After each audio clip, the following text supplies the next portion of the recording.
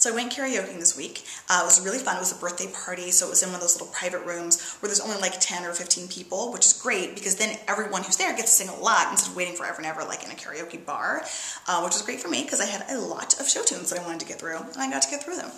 But I always feel really bad when I do karaoke because everyone else who's there tends to sing songs that are like popular and songs that people know.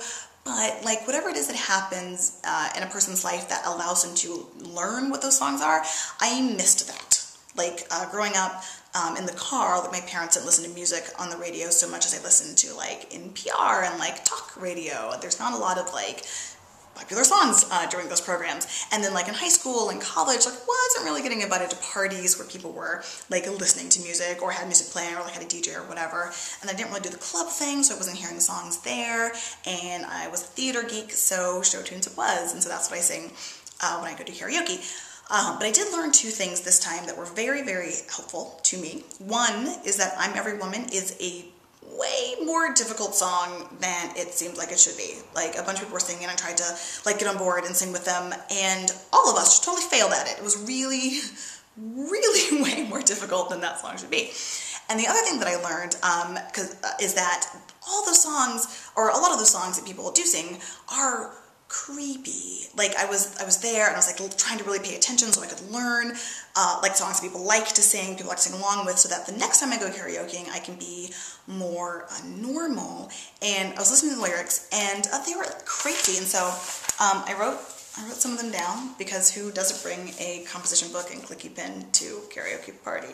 And there are all these songs full of things that you would never, ever, ever want someone to actually say to you in person ever. Like there's like the classic creepy, like every step you take and every breath you make, I'll be watching you. No thanks. But then there's also like these like upbeat, perky, cheerfully creepy songs like I would walk 500 miles and I would walk 500 more just to be the man who walked 1,000 miles to end up at your door. There's no way for that not to be awkward when that journey comes to fruition. And then other stuff like, every now and then I get a little bit tired of my tears. That is some serious baggage that I just have to deal with. Oh, I don't have much money, but if I did, I'd buy a big house where we both could live. Are you sure we're at that point in our relationship where we're talking about moving in together? Because that is it's a big step when you're singing it to me, so that's like a lot of pressure.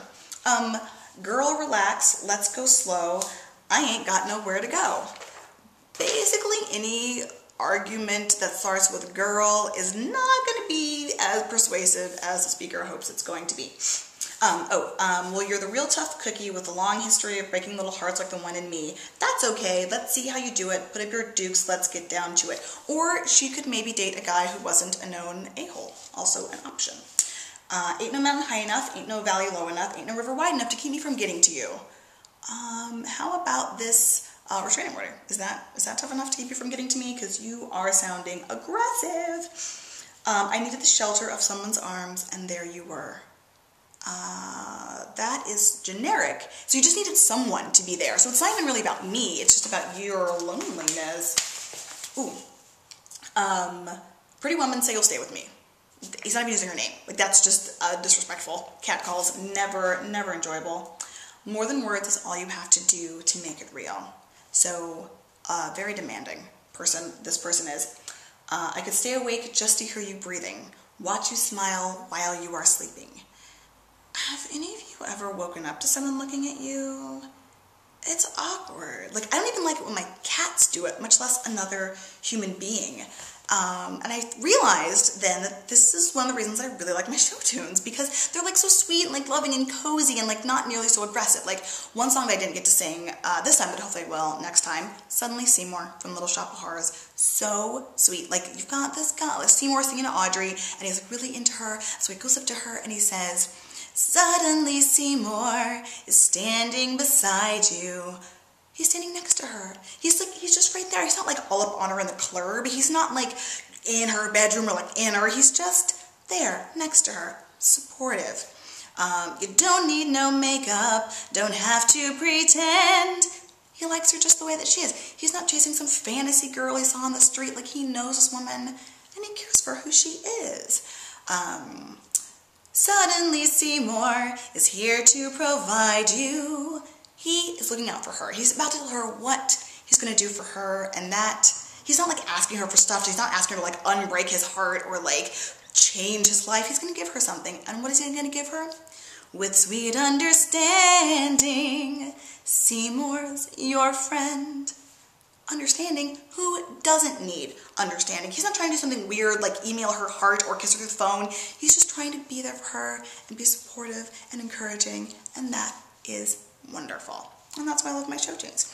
And when show tunes want to, they can be randy. That's right, I'm looking at you, Spring Awakening. I'm talking about the one song that ends with God, that's so nice, now lower down where the figs lie. Where the figs lie? I know what you're getting at.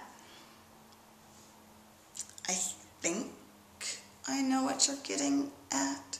Either way, I would rather be confused by that than have to figure out a way to make a beeline for the bathroom whenever someone sings Baby Got Back, because someone always sings Baby Got Back, and it's always awkward for me. And yeah, I do know all the words to Shoot, but I don't see why anyone needs to know that.